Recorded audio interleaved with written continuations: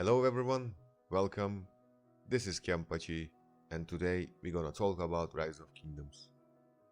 We are going to look at commander pairings for free-to-play and low-spender players throughout the all KVK seasons. First, let's look at the preparation season and season 1. We have only a few legendary commanders, so mostly we are going to use epic commanders on the battlefield. I want to add this before we get into details. All legendary commanders before Season 3 and Season of Conquest can be used at 5-5-1-1 skill build. I'm telling this because there are many gold key commanders at early seasons and 100% I do not recommend to invest any gold heads on them. Of course there are some exceptions, like if you are close to make the commander viable to use, you can put your gold heads, yet if you can avoid to do that, it will be on your advantage. Because in the endgame phase, none of the gold key commanders are viable. Preparation season has only 2 legendary commanders on event base. They are Charles Martel and Richard. Both works good at 5-5-1-1 skill builds, and the rest of the legendary commanders are gold key commanders and actually not even good at early KVKs.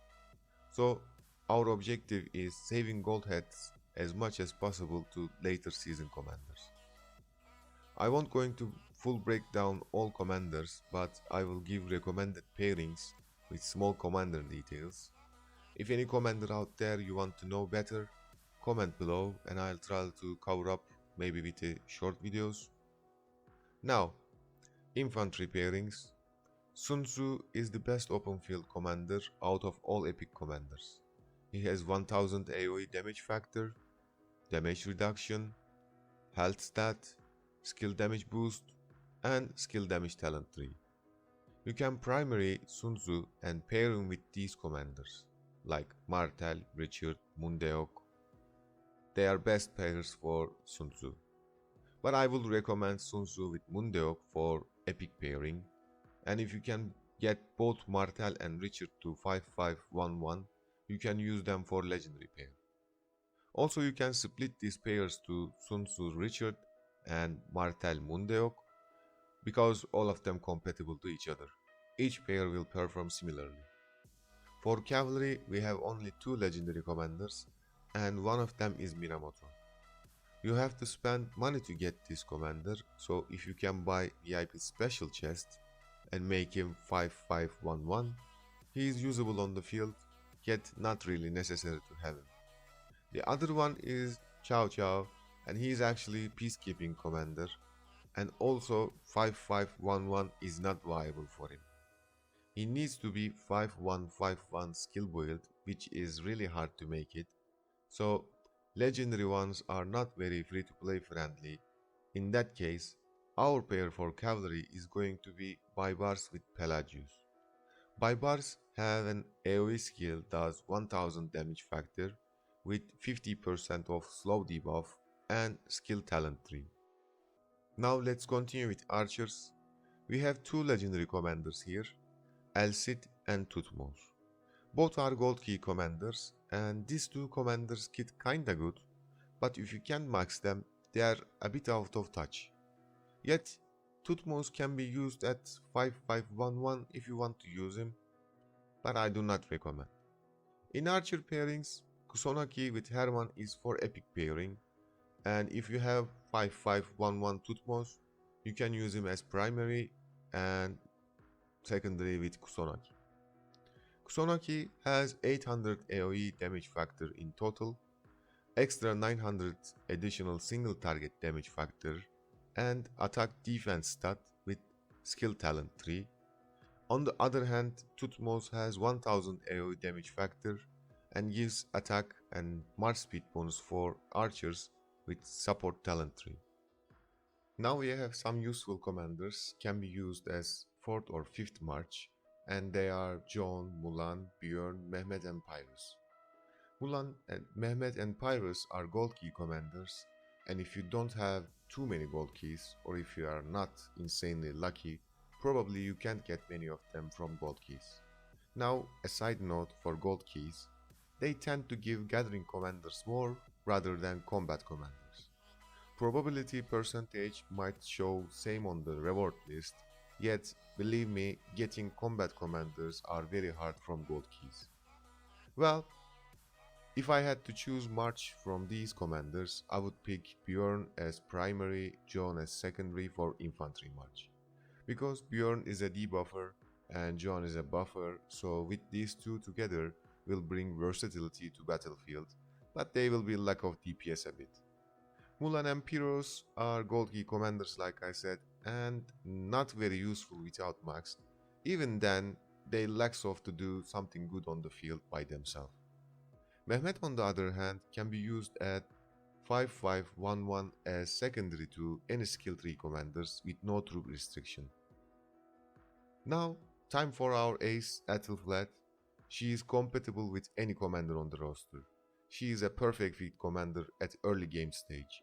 Example pairings for her: Martel Aethelfled Infantry, Aethelfled Chow Chow in Cavalry, Aethelfled Tutmos, Aethelfled any other epic commanders with perfect fine. She can be placed wherever you lack of any pairing.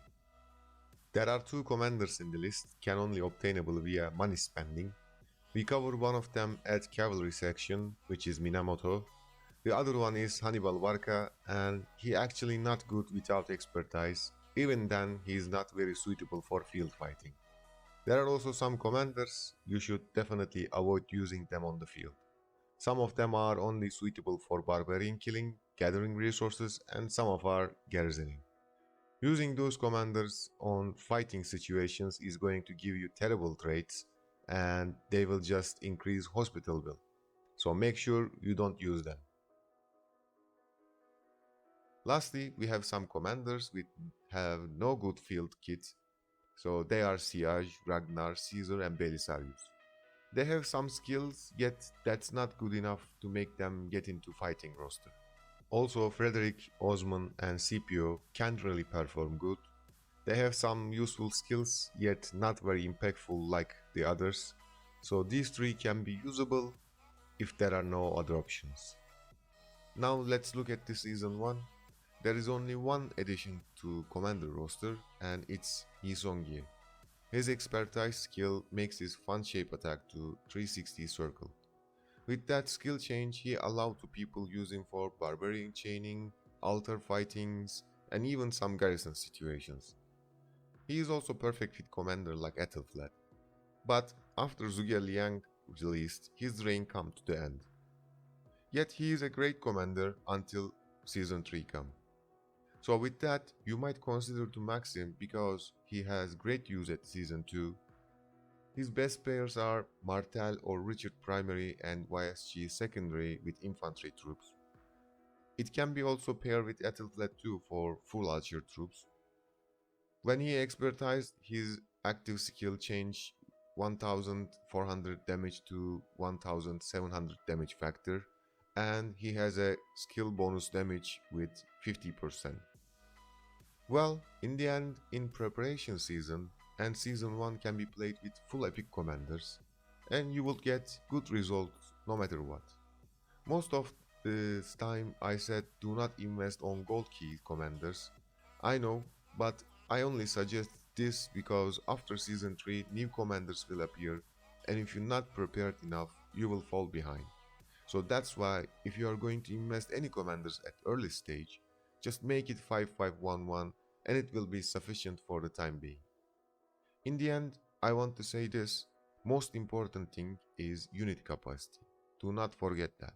So I recommend before entering first KVK, make sure upgrade your city hall to level 25 and make your primary commanders to level 60. That way you gain maximum unit capacity. Everything else lays on equipments, formations, VIP level and gameplay differences. Well, I don't want to make very long videos, so I'm going to end this part now.